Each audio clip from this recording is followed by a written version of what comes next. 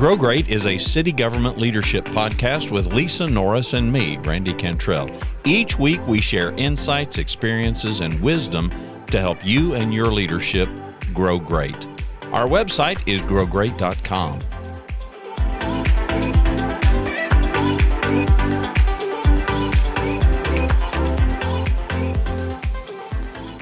All right, so Lisa, we're up to part 3. We are. We've kind of called this series Managing the Churn. Yeah. And in episode 1, if you missed it, of this, or part 1, we've kind of defined the churn as different than turnover. Churn just being, I don't know, you define it. There's turnover to me is just is numbers and analysis, and the churn is the effort and energy involved in turnover. The expected, it's kind of a burden. I mean, you have to expect it, and it's going to take time, effort, and energy to replace it. It's just different to me. Turnover, it's an ongoing number and analysis, and this is much more than that. Yeah, I agree. And we're coming at it with the perspective that as leaders, there are things that we can do. And so today, I don't know, I thought I'll give you my metaphor and you can chime in on this, but I've got some good friends over in my favorite place in Arkansas, and they came from a different area of the country. She's a bit of an amateur horticulturist, and so they built this new house on one of the lakes there, and they spent a lot of money landscaping it, all of her favorite plants and things. And last winter, it killed everything. And she didn't take into account, she said, the soil, the difference in the soil there versus where she was accustomed to, and the climate. And I was thinking about us, I was thinking about this whole leadership thing. And for me, that's a really great metaphor for culture. The culture that we establish in our workplace is both the soil and the climate. You can apply whatever you want as you're thinking about this when it comes to leadership, but that's on us. Yeah. I think that's completely on us. And I'm a person who believes that we're just empowered if we'll just own that lock, stock, and barrel. Not Right. all soil and not all climate is conducive for just any plant. So here in part 3, we're going to assume that we talked last time about hiring and the proper processes and the things that you have learned in your experience in putting a team together. So now we're going to assume that we've done our best. It's not perfect. It's not an exact science because we're dealing with people, humans, and we can make up our mind and we can change our mind. And we can't live for somebody else. We can't do it for others. We can do for them things that they may not be able to do themselves, which is what part of leadership is, but we all still get to decide. Mm-hmm. So we've done our best. We've put our team together, and we believe that we've put in the effort to get the soil and the climate right, to get this culture that now we can help people grow. We can help people thrive. We're still going to experience churn. People are still going to get opportunities, and they're going to leave for various and sundry reasons. Some that may have nothing to do with us, some that may have nothing to do with the soil or the climate that we've created. It just may be where they're at in life. I've had key people that moved out of town, took an opportunity because there were family issues, there were other things that were beckoning that trumped their career at that particular time. It's going to happen. Mm-hmm. So now today, let's talk a little bit and share some of your insights. What can we do to manage that churn? We know we're going to experience it, but what can we do to give people the best advantages possible so that they can grow and thrive? Well, the very first thing that I do to try to manage churn is to try to keep your people here. In other words, if there is turnover in any position that you have, and let's look at your own department first, right? So in HR, if I had a position, so promote from within, you're saying? Yes, exactly. Well, you have somebody that leaves and goes external, typically. Yeah, but that opens up usually a series of events depending on how high in your organization they are. It's a trickle up, right? It opens up something. then opens up something else if you promote within. But in order to promote within for a long time prior, you need to be developing your people and exposing them so that you're arming them to compete. I've seen organizations that focus on, okay, well, I got to promote her because she's the longest tenured, or I got to promote him because, you know, he's been enrolled the longest. Well, no. In our world, I always tell my staff, I want to give you the best opportunity to compete, and compete you will. It's not a given. Just because you've been here the longest, you have to have demonstrated initiative. You have to have demonstrated teamwork, camaraderie, the spirit of teamwork. You know what I mean? Yeah. And all of those things are evident, but that's part of the culture you talk about, part of the soil and climate that you have to create long before an opening occurs to try to keep them internal. And then you have to recognize, if we can't keep them internal, that we're growing them to represent you external. In other words, they are selling what you had here and creating it somewhere else in their own way and in their own method. That's the best you can do. And we've talked about grow them and send them, right? I try to grow them and send them because I expect the churn. So I try to do the best I can while they were here with me to make them the best HR specialist, coordinator, manager, whatever it is that they are, so that when they go to another organization, they have the skill set and wisdom, you know, they become fruitful, right? A plant that becomes fruitful.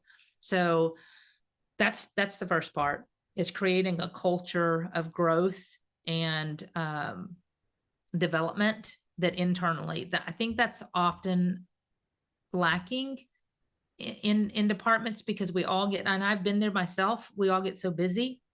You just feel like there's no time for development. You just got to survive the day with the tasks in front of you.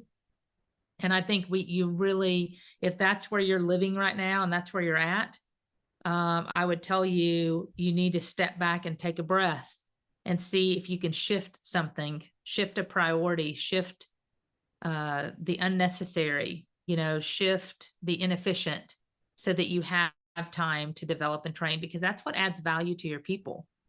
What are some specific things that you've learned to do that helped you do that?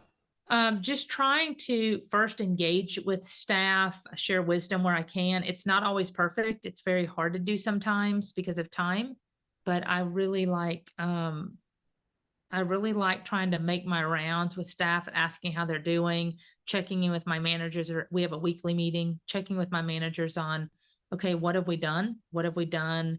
One, to develop our staff. How's the training with so-and-so going? It's not always a specific development question, but I'm always curious as to know, well, how did we handle that? How did we grow them? How are we teaching them? You know, that focus, because it's easy to be punitive when your staff is trying to learn, because you think they should get it faster than they are. But everybody, like you said, plants need different nutrients. Some need more water than others. Some need better soil than others. Some need fertilizer and some don't. And some are drought tolerant and some aren't. You know, right. You have to really know your people. That's probably the second thing. Develop them and know them. Know what motivates them, know what drives them, know what they value, and make sure you're utilizing their gifts for the greater good of the department. Yeah, Those I mean, are I think it's critical involved. things. I think it's involvement. You know, I was having a conversation the other day with somebody. We were just talking about various issues that maybe come up in a family, and he's got a few kids, various ages, and the question was, you know, how much do you involve kids in family issues, and he asked me, and I said, well, you know, I was pretty much an open book. Now, when the kids were little, no, you know, we're not going to burden a child with career challenges or family challenges or financial challenges or whatnot. But as the kids got older, more involvement, much more involvement, much more candor, much more transparency. And it seems to me, in watching you and your department, I mean, is that a fair analogy for Yes. how you approached it? You know, it was just a lot more openness and candor of talking about things whether it's, okay, I did this Yeah. and it was not the right move, and now we need to course correct, or here's what we did as a group. We thought this was the right decision based on the intel that we had at the time, but now we know more. It's just those kinds of conversations that in so many cases I find leaders just don't have. It's, for me, it's not so much some formulaic, um, regimented training program. No, I'm not saying there's anything it's wrong with coaching and those, mentoring. but it's just this daily conversation and openness. Yeah. In fact, I've had somebody ask me before, will you be my mentor? Who's better to be my mentor than you? If they're in the department, right? Right. And it's a great question, but my response is, I'm happy to do that specifically, but I want you to know I'm doing it every day. You just don't know it. Right.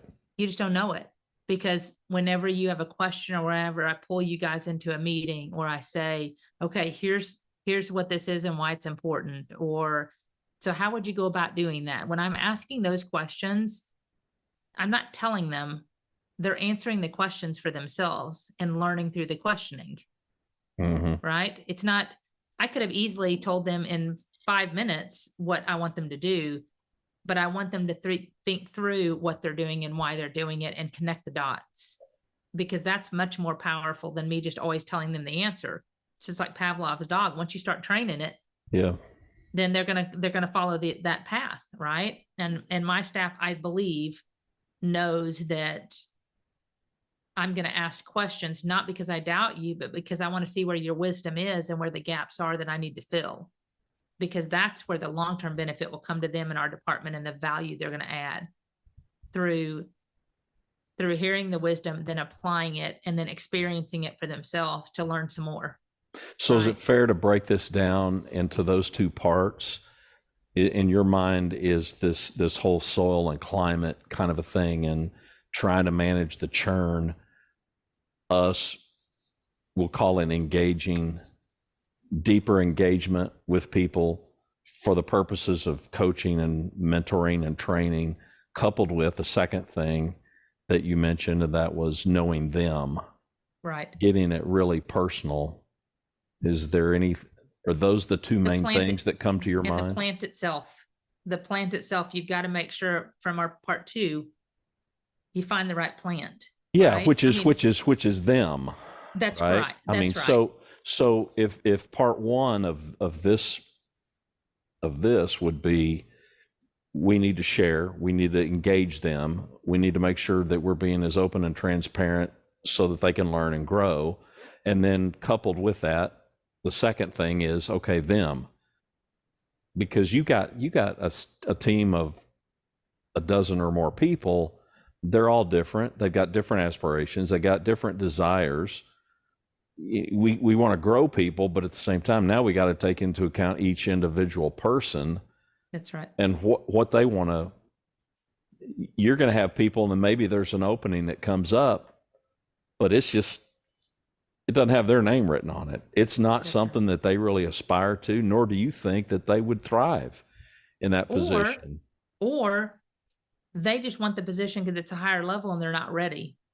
That's the more difficult conversation. And I've had to have that before, but it's me having their best interest at heart. That is not the right role for them at that point. Right. But those are hard conversations to have. But those two things are okay. Well, and I kind of see it as 3. It's a little bit more independent. Well, that's what I was going to ask. Do you see something else? The culture to me is the environment that you talked about. The culture is the environment. Right. The soil is the leadership. We have to create that soil, create that foundation.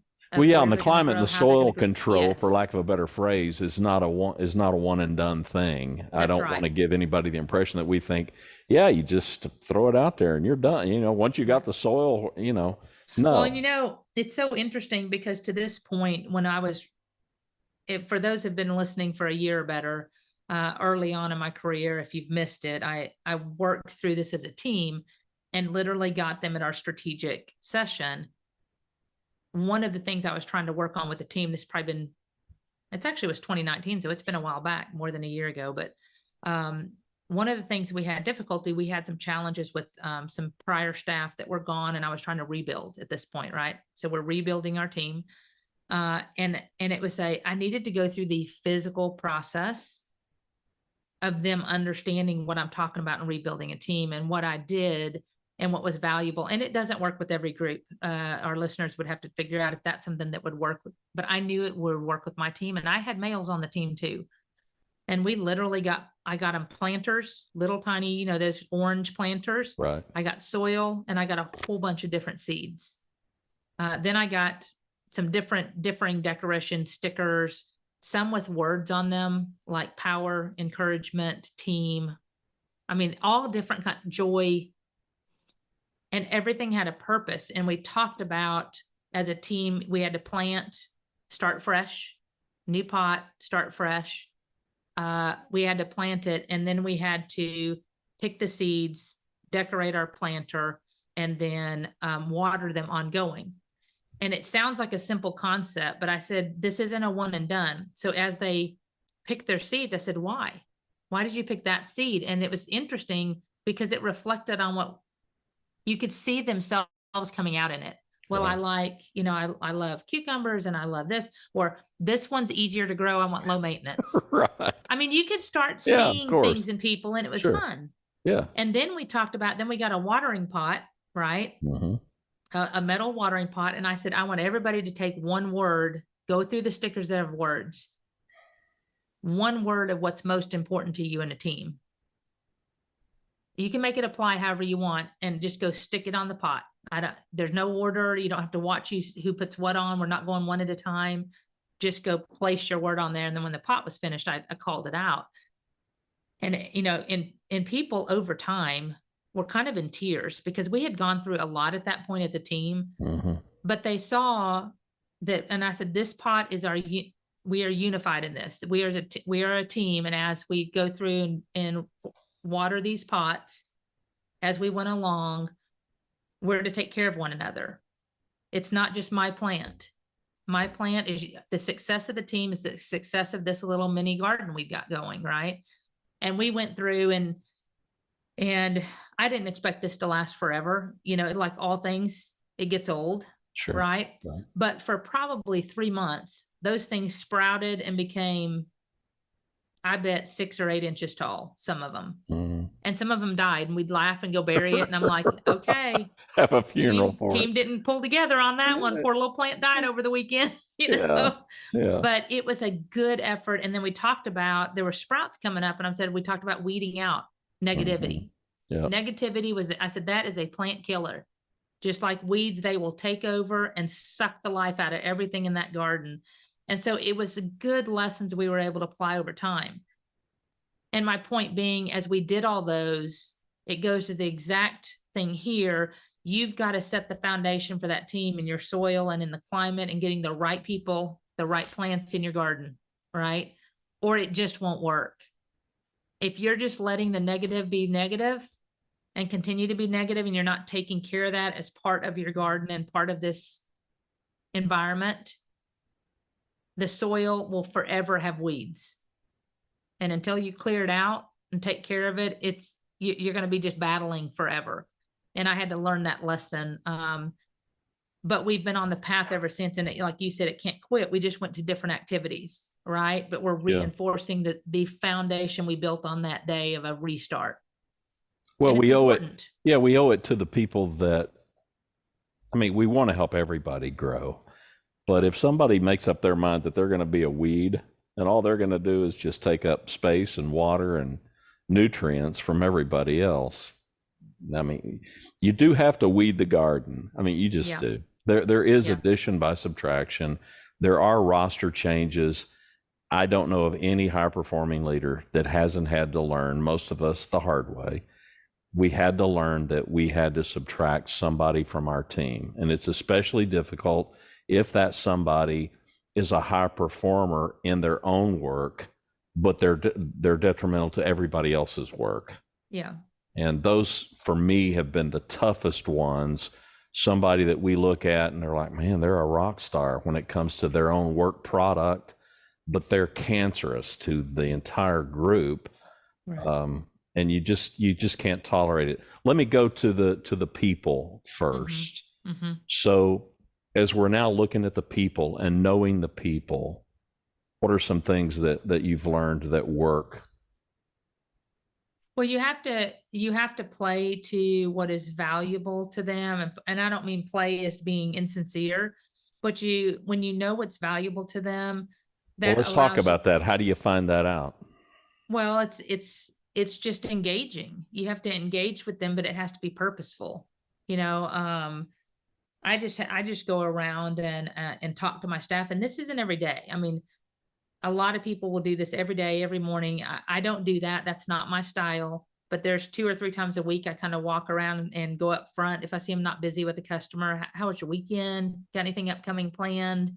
You just kind of start learning about them, and you'll quickly realize what's important to each person.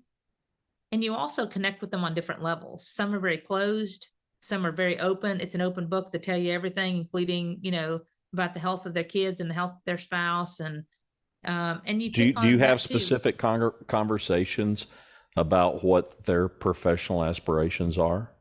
I do, but typically, so that I started at the manager level so they can get some intimate information. So it's teaching my managers to know their staff.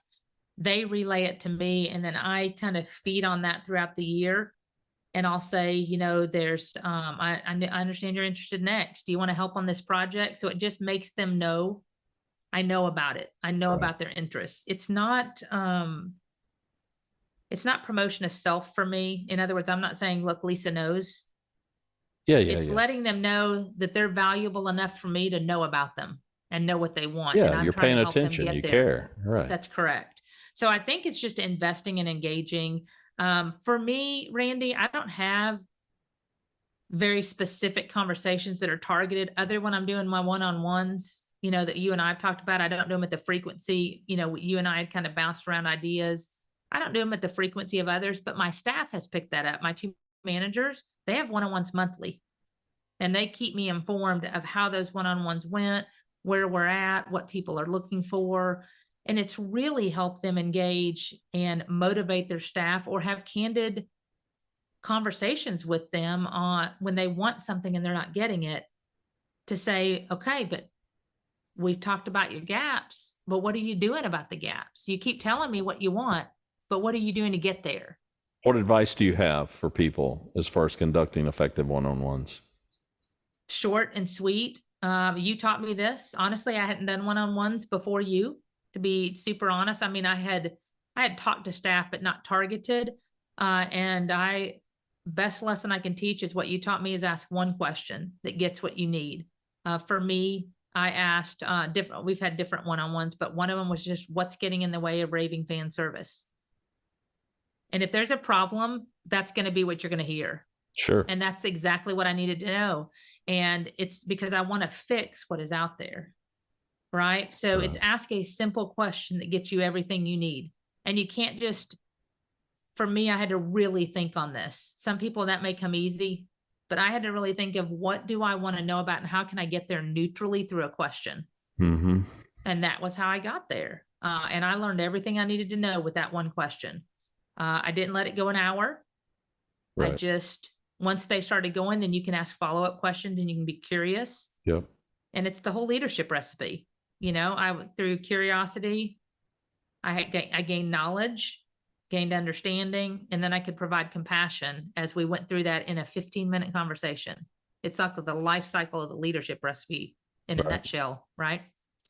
But that's one thing I would do, is get to know your people, to cultivate that soil, create an environment that's genuine. People need to know it's safe. We've talked about this over and over. Psychological safety is critical when you're creating a culture. They have to know they can come to you with a concern, and they also have to know the boundaries of hierarchy and chain of command. But it can't be expressly that way.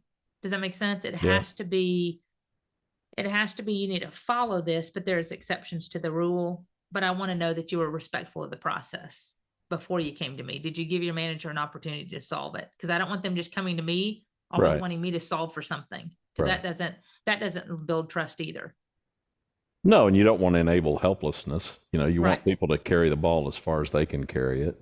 That's right. Well, and the knowing people, I think an important point that's worth some emphasis is, it's one thing to listen to these conversations, to ask these questions, and to hear people.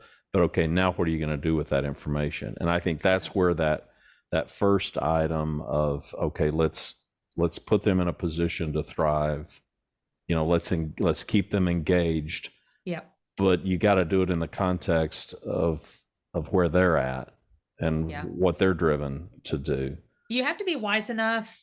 I learned a great lesson from Tom Hart, who was our prior city manager.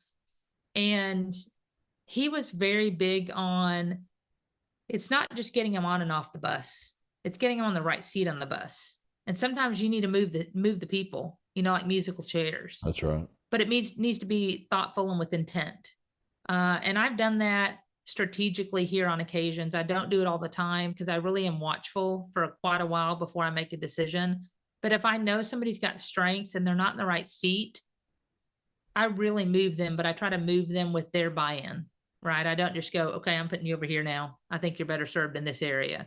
Mm-hmm. I really talk to them and say, listen, I think you've got a strength and we're not utilizing that to its fullest to where it can benefit you and benefit us. And I try to kind of advise them of where I see them and why I think that can be valuable in their growth and add to them and to, us. And I haven't had a case where that's failed yet. When I've seen where they can go, the trust that comes from that is immense if you do it well. You know what I mean? Yeah, but I would argue that it had to start from a position of trust. I mean, I'm thinking of all the sports analogies that you've heard of coaches like Nick Saban and Bill Belichick, and I mean some of the real premier coaches in football, particularly, where there's been a player who may have played a certain position even through college, and one of these coaches says, have you ever thought about this other completely different position on the field? And I mean, there's a lot of stories of guys that have gone on even to play professionally from college or changed positions in the pros and made a career that later you read interviews, and I've read a number of them. I can't think of a name right now, but it's kind of fascinating. It's Moneyball. Yeah. And baseball better than I do. I can't think of the guy's name where he was there with Washington and the guy, he goes, we're going to hire you to be a first baseman. He goes, I've never played first base. Right. And he goes, oh, it's easy. Washington, tell him it's easy. Yeah. And he goes, it's incredibly difficult. Yeah. What was his name? Hatfield? I don't remember his name. I don't either. It wasn't Hatfield. It was, anyway, I'm terrible about a sport, so I probably shouldn't have brought it up, but Moneyball was to that exact point. Is he saw the people and a way to get to the game differently and became famous for it. Yeah. But I think that's what the percentage on base. I think that's what we do as leaders. It's our job to put people in the very best position for success and to thrive and to grow. And shame on us if we don't know our people well enough to know what their strengths are, to know what their drive is, what their motivation is, and what they want, what they need out of life every day at the office, put them in that position. Yeah, the worst thing you can do as a leader, and I got stuck in a rut for a little bit. I got in survival mode. I've been there, so I can speak to this. The worst thing you can do as a leader is just try to survive doing tasks every day. You've stripped away your people. You're just focusing on what we need to do today to get the job done. And that is your sole purpose. It's a checklist. Learned a valuable lesson that a checklist alone does nothing but make people feel like a number. Well, you're liable to wake up one day realizing you're looking at a big, long checklist and nobody to help you. That's right. That's not a great feeling. And those are moments. You can live in those moments, but you got to get out of them quickly, right? Yeah. I mean, there are times when it is the checklist and I got to get that done. That's right. Payroll, for instance, you got to process payroll and it's a big checklist. Yeah. But once it's done, you need to focus on the things of recognition and reward and thankfulness and gratefulness. And you know what I So, mean? It yeah. just is so many components to making that soil the Yeah, best people are out there. nutrient People are base out it there. can They're be. managing this conveyor belt. I sent you a social media. I don't know. There was some. I don't know if it was a GIF or what it was, but it was a person that was getting pelted by dodgeballs. Oh You yeah. know, they were just getting, and it said That's something. my favorite scene in that movie. Yeah, it said something to the effect of, I mean, this is the way the workload is. And so Yeah. we've got people that are listening to us, that are watching us, and I can hear them and you can too. Yeah, that's all great and wonderful, but who's got time for that? And Yeah. your The retort the would rah be, rah. yeah, what Yeah, would well, you you say better to them? invest in the rah rah, or I suspect you're going to continue. Your churn is going to be far more than most people's churn. So what can I do practically speaking? So, but that's my viewpoint. Okay, you persuaded me to at least try something. What should I try? That's Randy. That's too hard of a question. Because there's some, I would tell you, first listen to your people. What do we need to fix? Yeah, I would say It first, could be one just simple question, just ask. yeah, I would say first, just communicate more. That's right. Just communicate more. Just get out of your head and get it out of your mouth.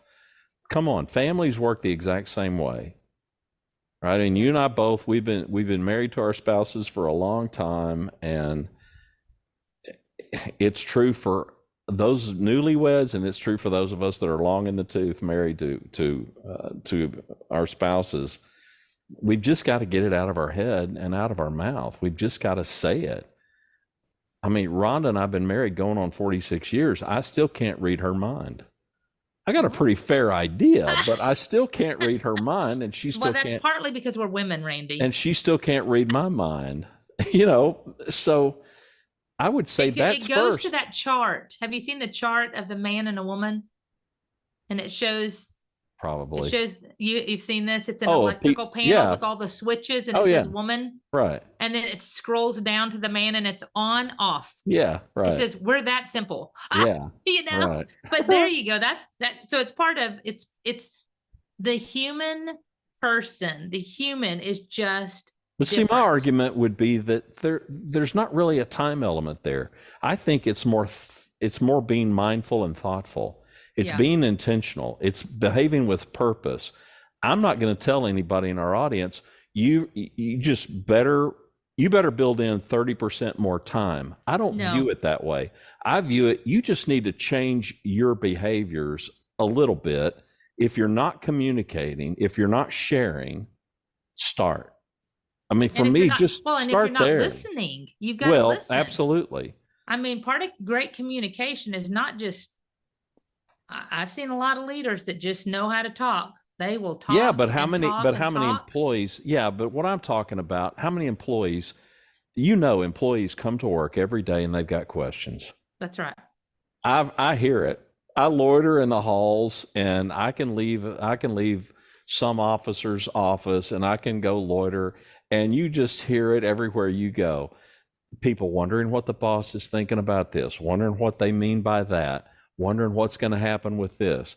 Because while the bosses they may be flapping their gums a lot, but they're not sharing meaningful information. They're not answering the questions that employees have. To your point, and it's a great point, and one that we need to emphasize, I think. Yeah, listen, but ask questions. Then Well, I and would it's say not- answer the stinking questions. and be humble. You know, the foundation we have talked about is humility. A prime example is I've got a churn right now. I had an employee leave. I didn't expect this individual to leave, but they have left, and the churn is on. And I could have easily gone in and just filled that position. We've got a nice org chart that's completely level. Right. It's equal on all sides. But you know what? I went to my managers first, said, what do we need? Where's the gap? Where's the load? Where do we Yep. need to balance? And then I went to the business partners. Okay, I've heard from the managers. What do you guys see on your team? I can fill it with your partner. And they were great. They said, you know what? I would love to have another person next to me again, but I really feel the need is at the specialist level. Very, very wise. They were discerning. They expressed it. And then guess what? When I went to the specialists and the coordinators, which are my two lowest levels, I said, okay, I've heard from the business partners and managers. What do you need? Exact same thing the business partners said they needed. And at first, honestly, they looked at me. They were all, I'm talking and I said, here's our current. So you know what everybody does because they were newer. Mm-hmm. You may not realize what everybody does. Here's what they do. Here's what we're thinking. Lots of options, but what do you need? What makes sense for us? Because I'm doing this for the team. I'm not doing this to promote an individual. I'm not looking at a person to fill it. I just need to know what does the team need, and we'll worry about the person later. Exact same thing that the business partners saw, and actually had some great ideas of things that I hadn't thought of yet. And so, had I not asked, and if I wasn't humble enough, it could have been very easy for me to say, no, what I need is another business partner. And I'm just going to get it posted today now that it's vacant. Could have easily done that. But it's important to listen, because they had so many more better ideas than I had that made great sense and actually were thinking of others, but they were also merging to my goal that I had communicated at first, saying, here's what I'm trying to achieve. And they said, well, we could take this off of this person, this off of this person. And it goes with what you just said. I was like, okay, I'm not following. And once they explained it, I'm like, you're exactly right. That absolutely fits. Great idea. Because at first they were all looking at me and I'm like, guys, I really want your opinions. There is no Right. bad idea. Right. And so then a hand goes up, Uh-huh. Right. All But it it's takes is hard one because hand, though. they're, Yeah, right. they're a specialist. They're an hourly talking to their Sure. director, and that can be intimidating. Yeah. you Well, know? newsflash to every leader out there, most of our problems can be solved at our lowest level That's if we'll right. just go ask, because they're living with these problems every single day. That's We're right. not. right. We are so far removed from that particular thing usually that it's one among many things for us. It's not one among many things for them. So It's they've funny. thought about it. Yeah. How many times have I gone out, and I hope this happens to other directors and not just me, and I'm like, well, I'm pretty sure what we do is, and then I talk to them, they're like, no, that's not we what did we that 5 do. years ago. Right. We stopped And I'm doing that like, a long did time we ago. change that? They're like, yeah, because we had problems with this and that, but Yeah. I've empowered them to make the change. Right. You do not have to have approval. Just go make it, but I do like to know about it. Yeah. Yeah. I would Yeah. like to know we changed it. Right. But and I'm honestly, I'm sure they told me and I've just forgotten because I'm Yeah, not hands-on it right. every day. But I love the fact that they're like, no, this is what we do. And they'll immediately send me, here's our SOP, here's our forms for it. Yeah. If in case you're needing to communicate it to somebody. They almost know what I'm thinking before I've asked. They kind of arm me with everything I need. Like, obviously somebody's asking you, so here's everything. But I love the fact that my coordinators that sit at the front counter, like a senior office assistant type, Yeah. they're telling us what we need to do. When we were at a hiring fair, a brand new girl I had from Parks, and she's like, this doesn't make sense to me. I don't understand. This flow doesn't feel right. And I said, well, what do you mean? She's like, well, we're taking them over here, and then we're taking them back there, and then we go back over there. And it just seems like we're bouncing them around. I said, well, what would you recommend? She goes, well, how about if we set up blah, blah, blah, right? And I was like, well, that's a good idea, but I told her, I'm just proud of you for speaking up. Keep speaking up, because it's important, because you just fixed something that I didn't see. And so it's just building that trust with them, building the rapport that you are important to me. Your opinions count. And that's how you just start learning people. And I think through learning them, trust is inherently developed, because it becomes safe that they can speak up. Well, these are cliche, but I'm going to say it anyway, because it still, for me, is team still is together. Everybody achieves more. Right. And you as a leader, you are not separate and apart from the team, but nor is that lowest level person or the highest level person that's on your team. And so I think a big component of what we're talking about is making sure everybody feels like and understands that they are a valued member of the team. And Right. to do that, we got to be willing to listen to them, and they have to be willing to step out there and be heard. We can do that best, in my opinion, by making sure they know they're heard. We can reinforce the fact that we are listening to them. We are taking into consideration. Doesn't mean that you're going to do everything. They could have easily come up with some suggestion that would have been problematic for reasons that maybe were beyond their understanding. Right. But as a director, you understood it. Okay, in this situation, it didn't. So this vacancy that you had, you didn't, or you're not going to directly replace that. You're going to marshal your resources somewhere else. Is that right? Correct. Yeah, we're just gonna realign the position to a different level. And it's actually a lower level where there's greater support needed, and then move some duties off of all the other staff that relieves them a little bit, and we get them more help. And there's a So- case where the churn could have, you can speak to it, could have played to your benefit, could have That's benefited right. the whole team. Right. And you know what I learned too, and I saw, I experienced it, is just like my upper staff, my professional level staff saw the need at the lower level of the team. The lower level immediately, when they said, yeah, we need that person, but what about her? She's overwhelmed right now because it was her peer that's gone. How are we going to move stuff from her to others? And I explained we had thought through that already, and that we were going to, spread that load out. But what a great demonstration of teamwork and compassion for one another, because they could have easily also said, we need more people. Yeah, We don't just care been about selfish. the business partners. They get paid a lot. We Right. need, they Yeah. could have demonstrated selfishness, but they didn't.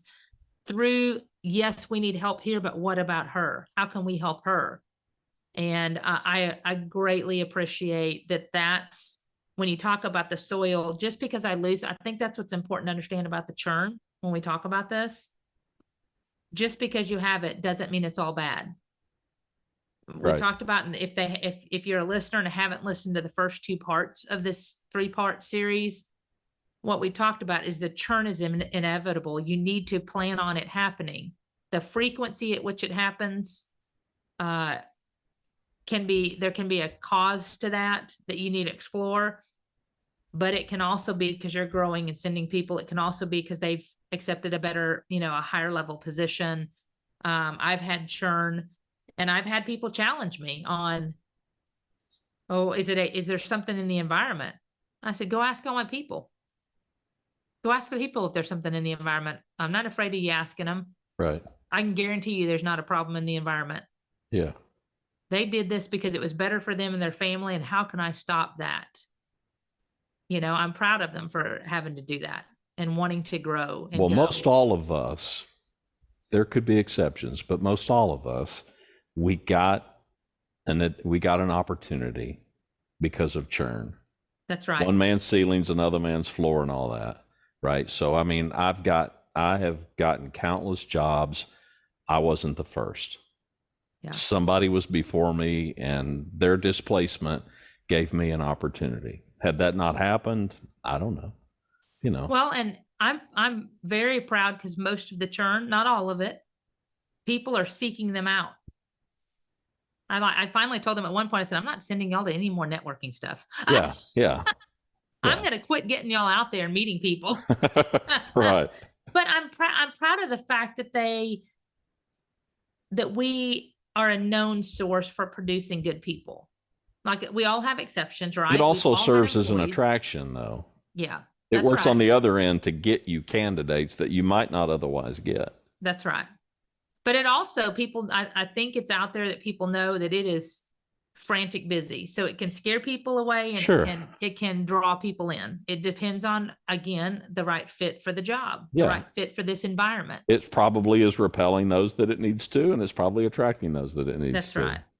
Okay, let's put a bow on this. Yep. So part 3. So how do you want to sum this up for folks? Well, I'd talk about, let me summarize all 3 parts. First, you've got the churn, which is part 1. You need to expect it.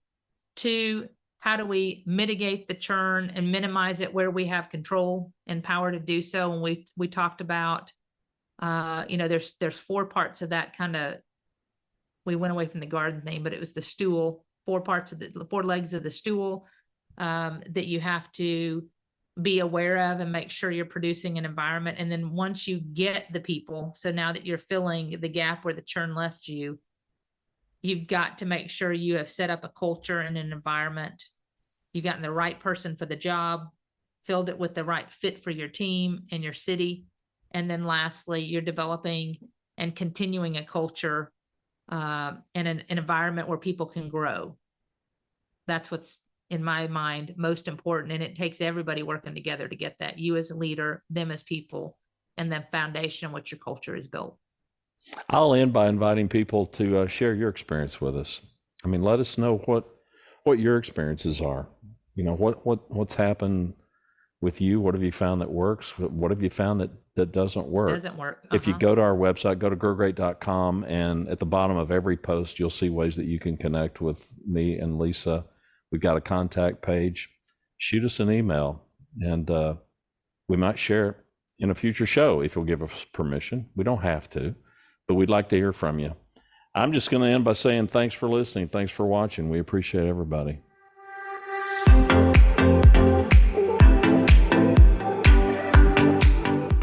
Thanks for watching and listening to Grow Great, a city government leadership podcast. For Lisa Norris, I'm Randy Cantrell. Be well, do good, grow great. The website is growgreat.com.